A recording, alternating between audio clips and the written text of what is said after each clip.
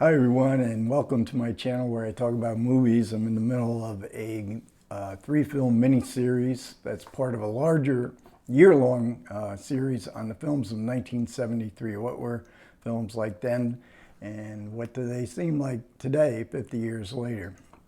So the I've already talked about one of the three films, and this is The Wicker Man. And this is, as all three of these movies are, a police procedure or a private investigator procedural. And the next one, the third and final one of this little mini-series, will be Robert Altman's wacky adaptation of Raymond Chandler's The Long Goodbye with Elliot Gould. But today I want to talk about The Laughing Policeman. And this is starring Walter Matthau, Bruce Dern, directed by Stuart Rosenberg. And this is I think it is exclusively seen from the police point of view type of procedural. And it opens with a massacre on a bus where the passengers and the driver are machine gunned down by a mysterious person that we don't see his face at the back of the bus. When the police come to investigate, they find that one of the victims on that bus is one of their colleagues. In fact, it is Walter Matthau's partner, Walter Matthau playing the lead role here as a police officer. So then the story becomes a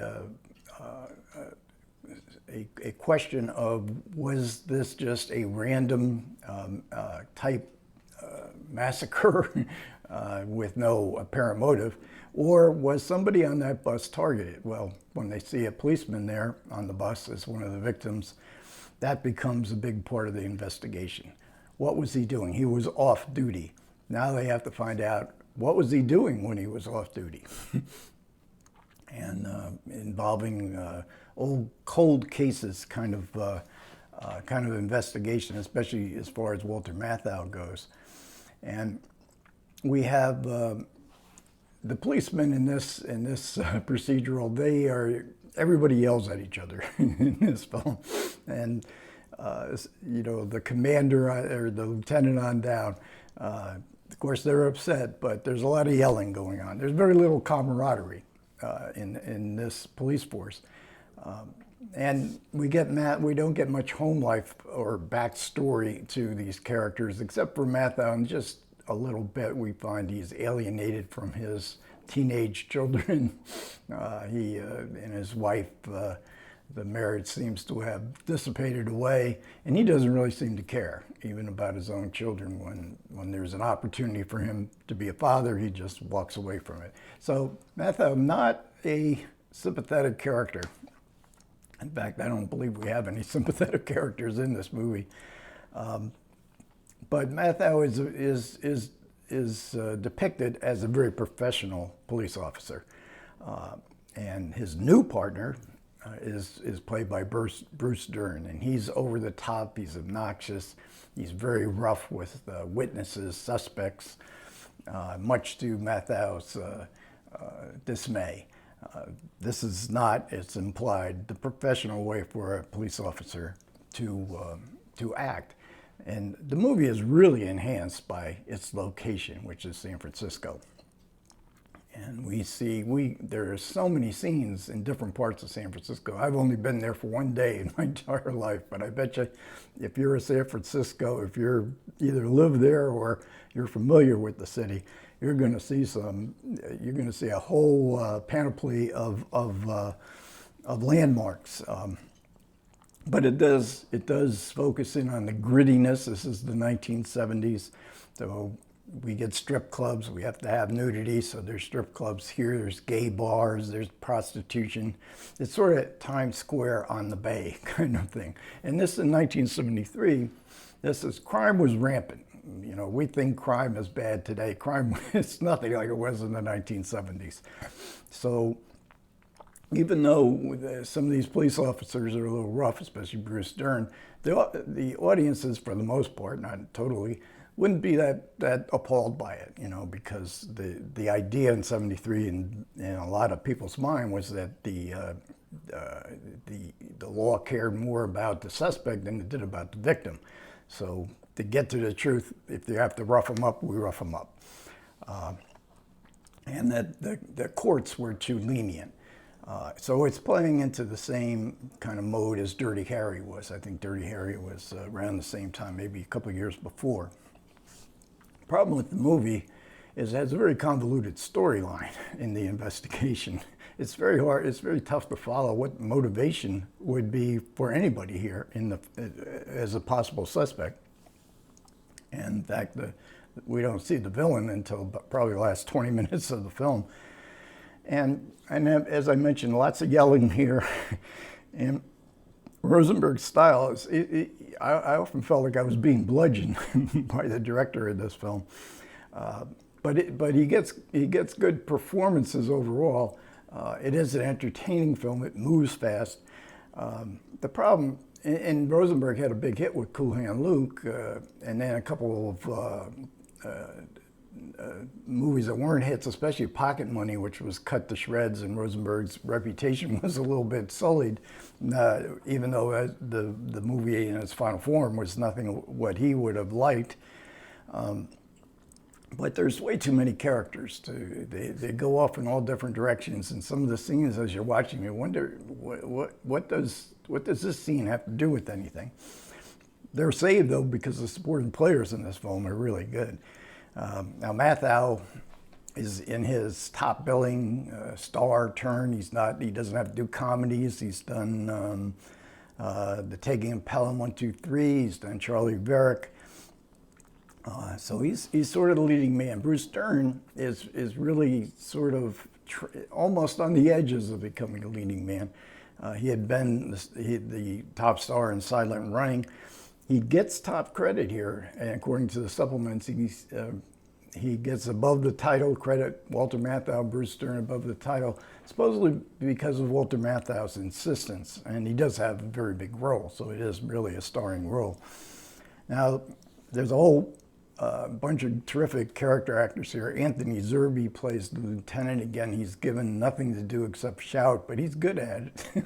He has these crazy devilish eyebrows. Joanna Cassidy is just hilarious as a kind of lesbian nurse who Bruce Dern seems to want to put the moves on. Kathy Lee Crosby is very good in there. Gregory Sierra, really the only character you might be sympathetic here would be Lou Gossett, who's really good in this film. And he is a period where he's doing a lot of great character roles. That was an Officer and a Gentleman. He wins the Academy Award. He understands the street. He gets really riled at Bruce Dern's, the way he just doesn't understand, like especially when they go into the black community. So this is a movie based on a award-winning novel, The Laughing Policeman. I'll not say these names right. Maz Jowo and Per Walu. The famous, legendary Martin Beck series of police novels set in Stockholm, written in the 60s, early 70s. This is a really good, there's 10 of them, I've read 9 of them. This is one of the best ones, and this is a really good novel. And the movie follows the basic plot line of the book. Now, the one difference being that even though that plot too is kind of convoluted, it does eventually it does make sense. And the other thing is this title. What does this title mean? This is a movie with a whole bunch of policemen, and there isn't a laugh for the audience or for the policemen. Nobody laughs in this movie. What does the title mean? Well, even in the book, at least for quite a while, you wonder, I wonder, because Martin Beck, there's a lack of camaraderie as well in the Stockholm Police Department, but not nearly as pronounced as it is here, with much more well-defined characters. But the police, the meaning of the title comes from when Martin Beck, the Walter Matthau character, is home, and he does in the book, he does get along very well with his daughter, and she buys him a record, a song about the Laughing Policeman, hoping that she would get a laugh out of Martin Beck, who doesn't laugh either in the books. He doesn't get it. But then he doesn't get the laugh. Then at the end of the book, this is not in the movie, Martin Beck and his partner find a piece of evidence that was grossly overlooked and that would have explained the mystery way earlier in the plot. And it was pretty much right out there in the open. And when Martin Beck sees this piece of evidence, he laughs.